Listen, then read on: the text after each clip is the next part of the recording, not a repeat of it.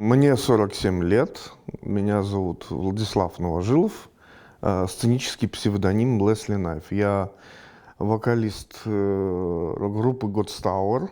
В принципе, в 89 году прошлого века у нас и началась история группы. Мы потом, если считать от состава, вот так. Так мы, в принципе, и считали все время.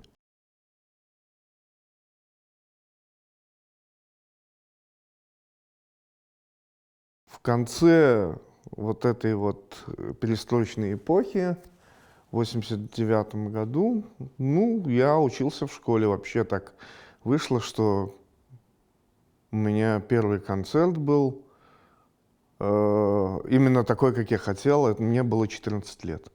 То есть, на самом деле, до этого я ни в каких конкурсах и кружках не появлялся. Я был сугубо таким самоучкой. Я и сейчас самоучка. То есть, в смысле, я крайне необразованный человек в плане музыки, да и в плане всего у меня сплошные импровизации.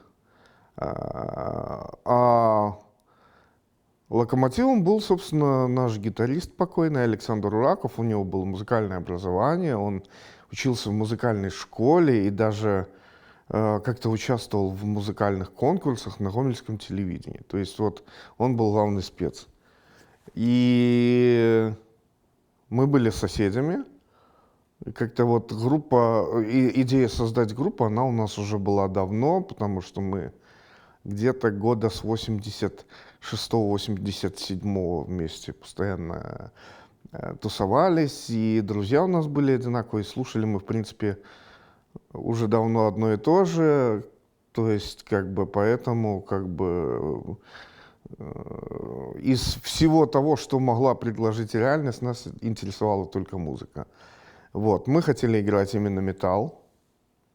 Почему? Потому что, это был бы, как-то сказать, выход такой в мир, именно в мир, цивилизацию земную.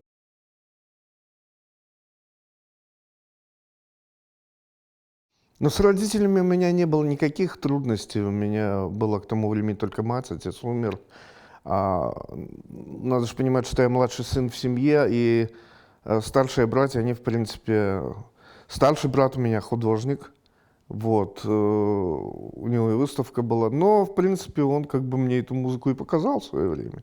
Поэтому не возникало у матери никаких вопросов. Слушает, играет. Может быть, еще с этого и что-то и будет. Вот, средний брат у меня, он умер, он тоже занимался, в принципе, музыкой занимался, но он был автор-исполнитель, он сочинял песни под гитару, что исполнял такое, был тоже такой очень неординарной личностью. Так что мать просто посмотрела, вот третий такой же, ладно. А что касается школы, то, во-первых, вот этот бэкграунд с моими братьями, мы же все в одной школе учились, они все учителя помнили прекрасно и говорили, ладно. Отношение ко мне было разное, сразу скажу, не было какого-то там шаблона. Некоторые учителя ко мне очень положительно относились. Но большинство, конечно, воспринимало меня как какую-то социальную опасность, неформал. Неуправляемый человек. Я не признаю никаких авторитетов. У меня свои авторитеты, я их сам устраиваю. Вот, и при случае чего могу, как это называлось, сорвать урок. Вот, надо понимать, что это были достаточно вольнодумные времена, и на уроке обществоведения завести дискуссию о том, почему, собственно, в Америке не происходит никаких революций, это было нормально. Тем более, что нам там повезло с учителем, и он, в принципе, воспринимал это вполне адекватно, поддерживал дискуссию и понимал, что, в общем, такие времена.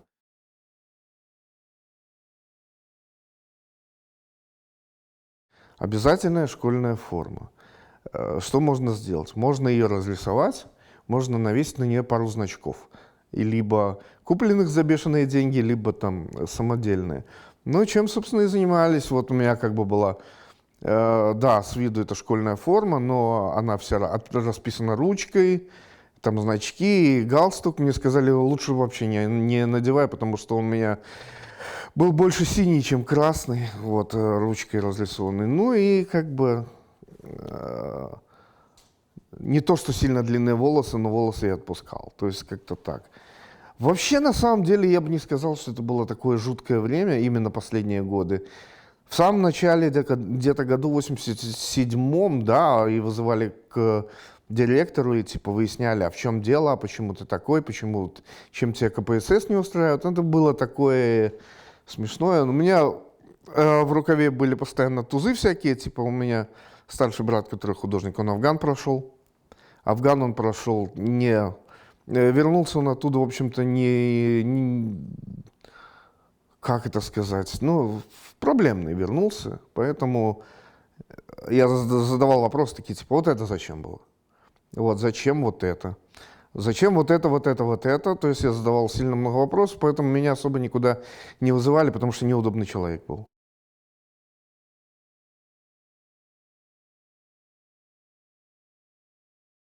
Это была нормой жизни. Собственно, и мы сами ходили, участвовали в таких драках. Приходилось с собой тягать какое-то мелкое всегда колющее оружие, чтобы просто хотя бы напугать. А бывало разное. Мы свидетелями были убийства, например. Я на самом деле, если меня спросили, хочу ли я туда вернуться, то никогда в жизни. Безумное было время, очень опасное и очень агрессивное, вот что плохо. На самом деле, там поехать в другой район — это в буквальном смысле риск для жизни. Да, собственно, по своему прогуляться тоже не всегда было безопасно. Да, были драки, мы участвовали. То есть, когда человек приходил на репетицию с разбитым лицом, это никого не удивляло, просто уточняли детали, типа, а где, а кто? Ну и как бы, ну и поехали жить дальше.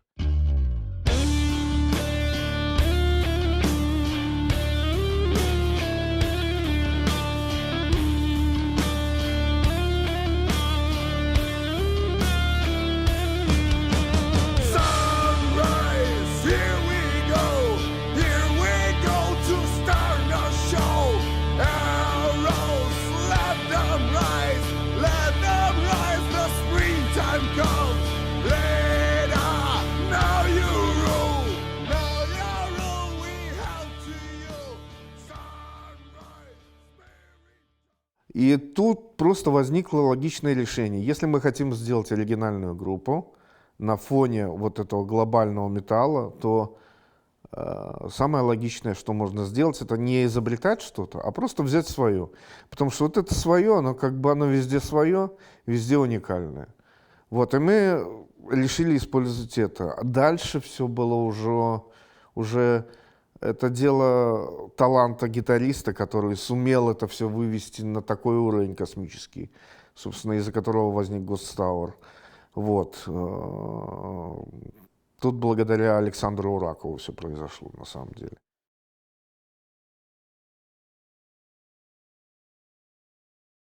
И информационно, и коммуникативно, да, стало немножко полегче. То есть появилась куча прессы, которую люди сами печатали. Мы же сами как-то даже выпускали свой андерграундный журнал, мы распечатывали его. Вот, Necronews. Я не помню, сколько выпусков было, но писалось от руки, потом через ксерокс и распечаталось. В общем, тут тоже такое дело было.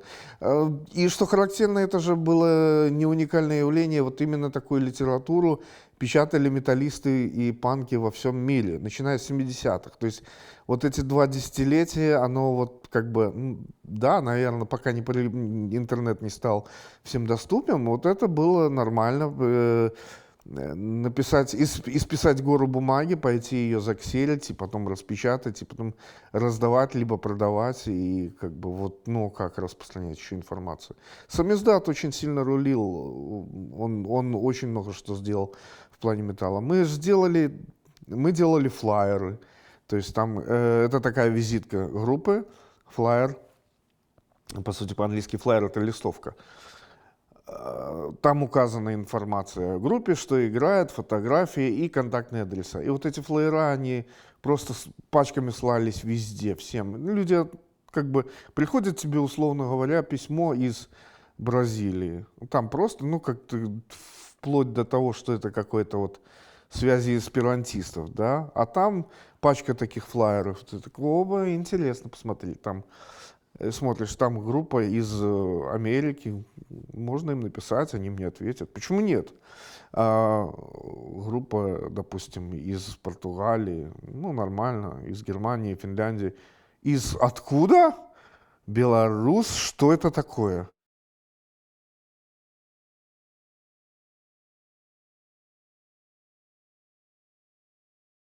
В 90-е годы пили абсолютно все. Если посчитать литературу 90-х годов, это просто вот ты берешь книжку стандартную, которая написана в 90-е годы, и с нее буквально вот алкоголь капает. То есть там столько много алкоголя на каждой странице, что просто уже книжка капать начинает. А что вы хотели, собственно, от страны, которая... Да, Советский, в общем-то, Союз, без алкоголя было вообще трудно жить, мириться с реальностью. И да, это было вот, как бы мы это взяли. Алкоголя было много, но алкоголя было много везде.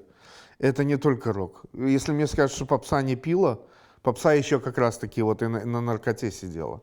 А металлисты, они на наркоте не сидели, потому что это, во-первых, дорого, а во-вторых, это не по металлу.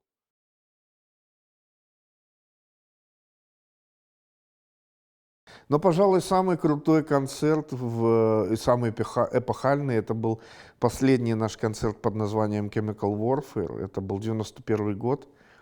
Он произошел в здании Гомельского университета, в зале.